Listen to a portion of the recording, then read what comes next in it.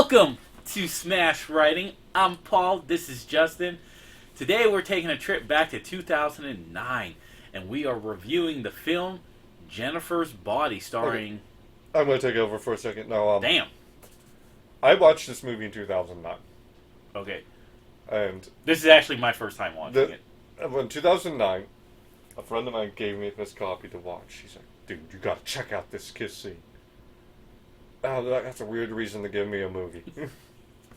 Fine. But I want to tell that story because we're going to get into it later. Okay. And that was the whole fucking problem with how this movie was portrayed. We'll get into it.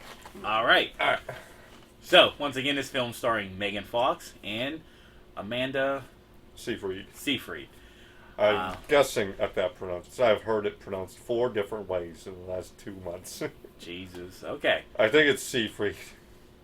Without further ado, Justin, give us the plot. Oh, we open to Needy in an institution. He fucks someone up over the food. Because they don't like the fact she's only eating one thing. And she's dumped into, Okay, I want to say one thing before you go on. Because I know this is a horror comedy. I do want to make and say there's like, that kick scene was fucking hilarious. Because, like, so she's going through her prognosis of what they labeled her. And it's like, no shit, it really says kicker on my file. And here comes the lady.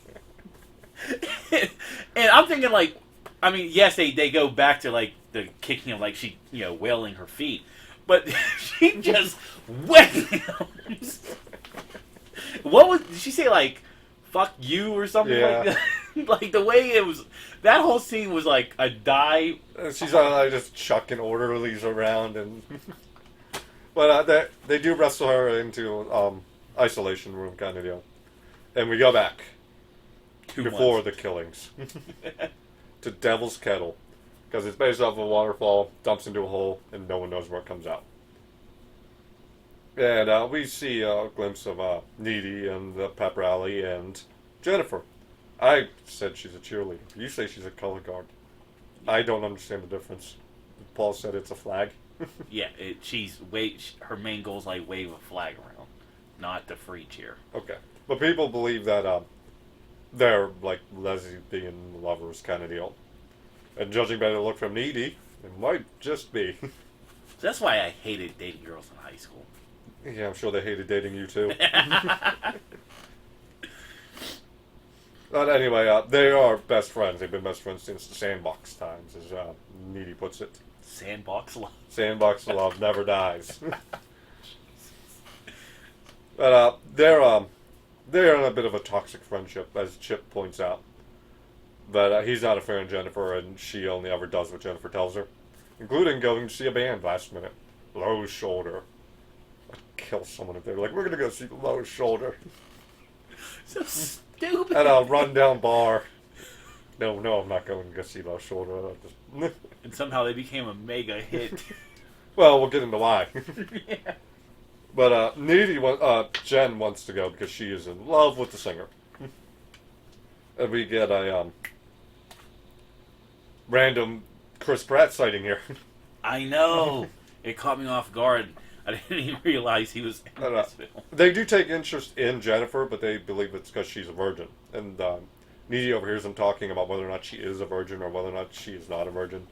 Needy, though, standing up for her friend, confirms the virginity. And we get a great line out of Jennifer when she finds out.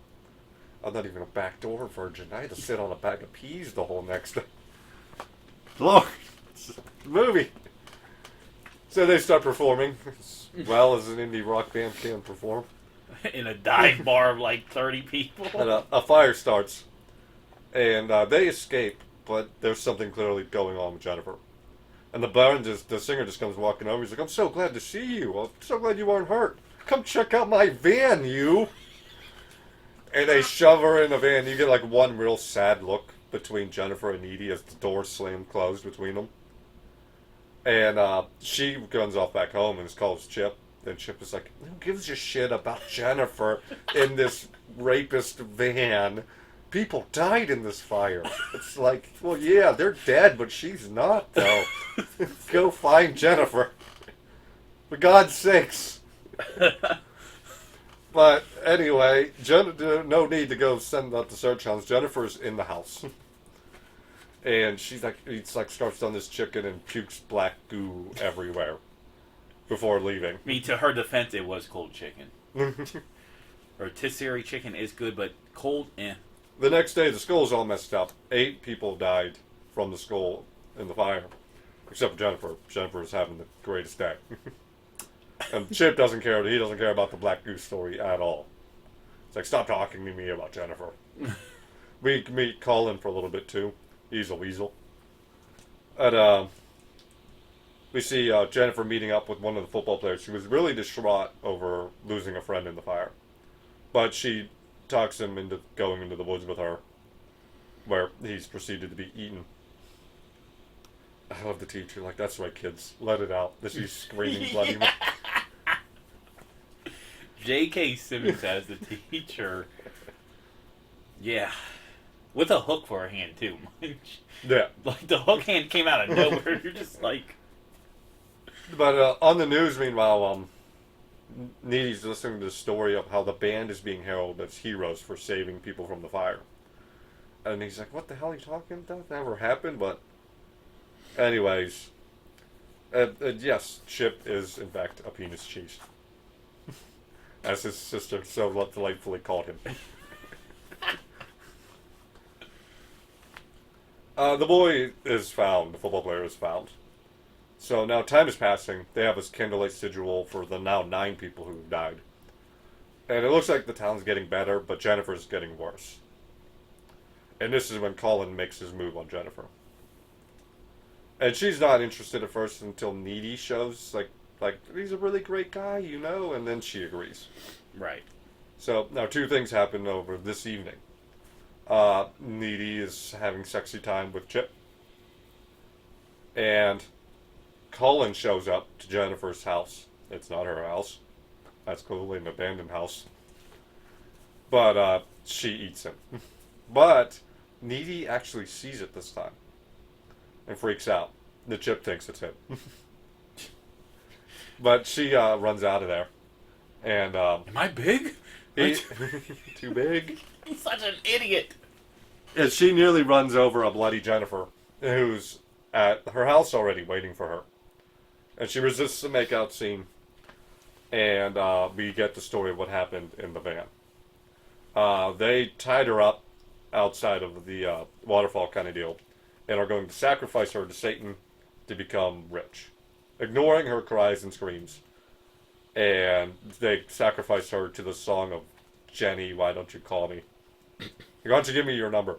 The sacrifice does work. They get what they wanted. That's why the news is reporting them as heroes. That's why their song is a beloved, even like the teacher calls it, like their now theme song kind of deal.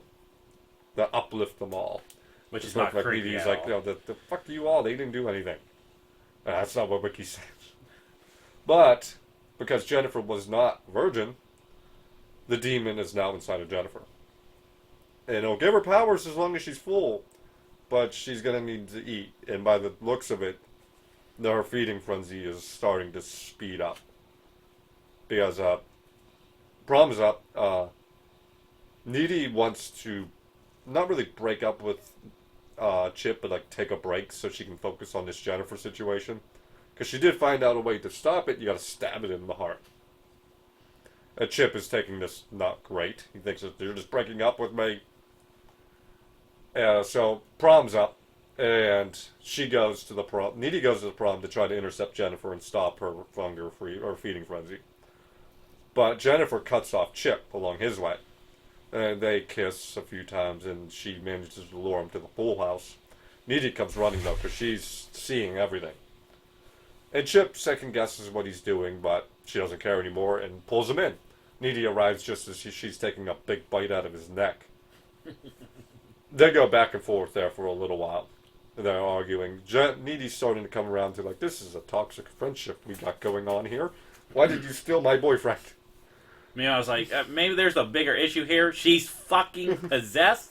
But anyway, High school. Chip does manage to hold on long enough to stab Jennifer with the pole rod. You got a tampon. Damn it. So Jennifer leaves, because Jennifer still, even in this state, is not actually going to hurt Needy. Despite the fact that she said she's going to, she's not going to. Chip, dead, Needy is out for revenge and breaks into Jennifer's house. And this stunt person looks like he ate shit coming through that window. Because of the angle, it looked like they fell. It looked like they just face planted the ground. But they get into a fight on the bed where Jennifer takes it to the air. But when Needy rips off the best friend necklace, this shocks Jennifer back to life for a little bit. Falls, Needy stabs her in the chest. And the mom comes in just as this is happening. So that's what lands Needy in the institution. But during their fight, Jennifer bit her. And it passed along some of the demon power, allowing Needy to escape the institution. She finds her way to where the knife is, and she finds the source of the devil's kettle. Oh, not really the source, the exit, I guess you want to call it. Yeah. And runs into a rogue Lance Hendrickson. And she's like, I need to go to Madison. My favorite rock band's going to be performing their last concert. And we get an end credits sequence of her killing the band. And that is Jennifer's body. Okay, you had some... Okay, before we get into that, let's talk about the regular pros and cons. Okay. I thought everybody played their roles fine. I get this was a horror comedy. Some of the stuff I thought they were trying to do, the dry sense of humor, I don't think worked. I know this was like the same crew from Juno, like the writing, yeah. the director and all that. I don't think that style of comedy worked overall with a horror comedy. Well, I think it's because this is like a conglomeration of a lot of different things. It doesn't just go from one thing. It tries to put a lot of things into it. And like, a lot of the complaints I see are stupid. Because one of it is like, well, I don't understand the logic of why she's killing who she's killing. And my first thought is like, we don't question that with any other killer. It's like, we don't go, well, why is Freddy killing this person? That's because Freddy's a killer. And Jennifer is a demon. But there is reasons for her doing this. It's like, first off, she's a sexual assault survivor. This is a equivalent of sexual survival. Her consent and power was taken away. The male candidates would be obviously and be she's right there. taking her power back. But even if you want to go to a bigger point, it's the first guy, the football player. Well, that's the equivalent of the jock dying in every horror movie. It's always the jock or the cheerleader who dies first. Mm-hmm. Colin is a predator himself. He weaponizes his weakness and his sense of being soft and weak, and I'm such a nice guy, to his advantage. The fact that he only took a shot at Jennifer because Jennifer was at her lowest. Yeah. He weaponizes his personality. He's working away at Needy, who is not self-confident or has a lot of self-respect in herself. So I don't really feel bad about calling me eaten. And even Chip is kind of a piece of shit. Like, you could say he's a kid and all, but at the same time, it's like, let's take that entire phone conversation he had with Needy when all Needy knew was Jennifer was thrown into the back of a van and driven away. And then, well, fuck her. Like, what do you mean, fuck her? Yeah, like I know you don't like her, but she's still your friend's friend. Like, and that's the thing, too, like, okay, you sit there and you love Needy, right? Yeah. And you know that despite their differences in the friendship, that Needy and Jennifer has been friends since Sandbox days, whatever, 4 years old, let's go with that. You have to have some type of fucking compassion. I know, yes, there are still 8 people die. Yeah. But there is still somebody alive is being a victim, and this victim is almost, I mean, today equivalent with college, like, they're like, oh, that's my brother, or that's my sister, and they're not, because you guys just grew up. That's like a sister to her, and you're just like, yeah, fuck her. Well, what about the dead people? She definitely got unresolved, like, lover attachments to Jennifer. She just hasn't worked that out yet. But I think with the dry comedy being interspliced, it's to break up all of this serious shit that's going on through it. And now, there's one line I don't like. What's that? I don't like, you stabbed my tit. No, I stabbed your heart. And I get, like, I heard her explain why she had that line in there was because she knew everyone would be looking at her tits, so she wanted it expressly stated, like, no. But I felt like since you especially had like that flashback of them in the sandbox in that moment, you should have just had silence until the mom came in. Yeah, I find maybe even having like a little bit more emotion because Needy still had, however way she loved Jennifer, could obviously debate that the kiss, still being so close with her so many years. I thought there should have been probably some emotion there Yeah. because she still ultimately had to kill somebody that she loved Yeah. for such a long time. It's like I think like having the stab my tits line just kind of broke up that serious emotion that was already ingrained into that moment. Um, I do think like they did a great job with the sexual assault allegory and the consent issues, especially if the scene where they're sacrificing Jennifer, like how much emotion Megan Fox packed into that moment. Yeah. Megan Fox's career is like almost like to where I think there's probably some talent in her. Her looks actually worked against her. Yeah, Because that's what I was gonna say. no one wanted to actually. Well, I don't want you to act. I just want you to stand there and look good Yep. and shut up. Stop talking. I mean, because you think about the like definitely with the '07 Transformers, like one of the scenes they were like marketing too Yeah. was the bike scene. Meanwhile, she had a whole like the role overall was like she still had to be there with Sam and go through all of the crazy rides. So her looks went against her and labeled her as a sex figure, and I think that kind of like ruined. Well, since we're talking about marketing, I guess we can swing into the marketing of this fucking movie. All right, go with this. Here's the thing, because so you're gonna talk heavy on this one, because like I don't like Jennifer's Body when it came out. I think I maybe this is why I didn't watch it, to be honest with you, because the way maybe I don't remember the details like you're about to say, but like I was just like they're just showing her to be a sex symbol. I don't like her. Yeah. I'm gonna say before the one who brought this all to my attention and everything, the one who made me go back to this movie was Amanda the Jedi. I'll put her channel here, follow the link down below. But she's like I said, when this movie was handed to me at 19, it was based off that one kiss scene. And that was how this movie was fucking marketed. Amanda Seyfried wasn't even in the first trailer. And you had them just, like, she handed them the notes. Like, we're gonna try to go about this for, like, women-led horror, for the women kind of deal. And Hollywood sent them back a note that said, Megan Fox hot. And their groups that they brought in to watch this movie, instead of, like, a large screening, they're like, well, here's a group that's 18 to 24 boys who they reported back wants more boobs. And the other group was a group of fans of Juno who was expecting a movie like Juno. And that's the thing too. Like, yeah, I mean, Juno was a really great film. Like it, I know I enjoyed it. So when you bring the backstage crew from that over here, yeah, you generally want to bring in those people because Yeah. Let's say, going back and having all of this in mind, it does recontextualize what this movie is, and you could see what they were going for and what they wanted to tell you. And when you look at it like through their lens, this is a fantastic movie. yeah, I mean, well, let's give it the grade. I'm gonna give it an A. I'll give it an A. Okay, I'm going to give it a B.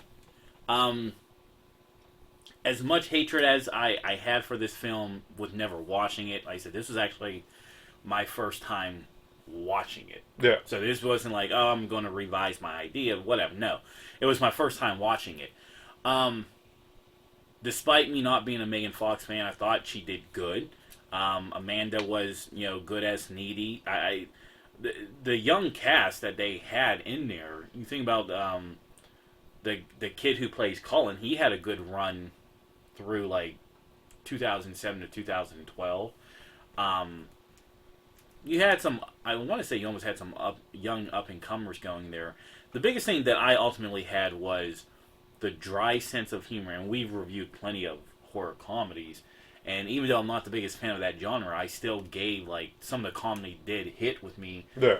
This one it fell short at times of trying to. Maybe it's just that dry sense of comedy that just didn't work with horror comedy. Yeah. But like I said, I get why they put the comedy in there was to try to break up some of the more serious stuff. Yeah, and that's the thing too. Like, So a lot of them did hit for me. Like, I like the lines like, "I'm not even a backdoor virgin anymore." Jesus. yeah, there was you those. have a tampon thing. It's just you did one joke too many. Yeah, I mean the highlight really was a needy kicking the shit. Oh yeah. Yeah, so that's why I gave it a B. But like considering how much hatred I had for going into this film, I'm shocked myself that I gave it that high. So it was definitely, I was thinking maybe a C or a D, below average type of film that just fell through the cracks and whatever. But no, it was actually a pretty decent film. Like I said, when it was presented to me at 19 under the guise of like, "Oh my god, this kiss scene is amazing," it's like, "Oh, this movie's fine." I Was guess. the kiss scene really that amazing though? No, it wasn't. Oh, even like that scene, we didn't go into it, but the director wanted that scene because she wanted to like the conflicting emotions in Needy, like loving her as a friend and loving her as more than a friend that she just hasn't reconciled with. Megan and Amanda were both like, "This is going to be taken the wrong way." It's even in the contracts that it must go in the trailer, and it went the wrong way. Yeah, because it gave It gave the studio heads the ammunition to turn her project into something else. Yeah. Hollywood. That's our review of Jennifer's Body. Until next time. Bye-bye. Bye-bye.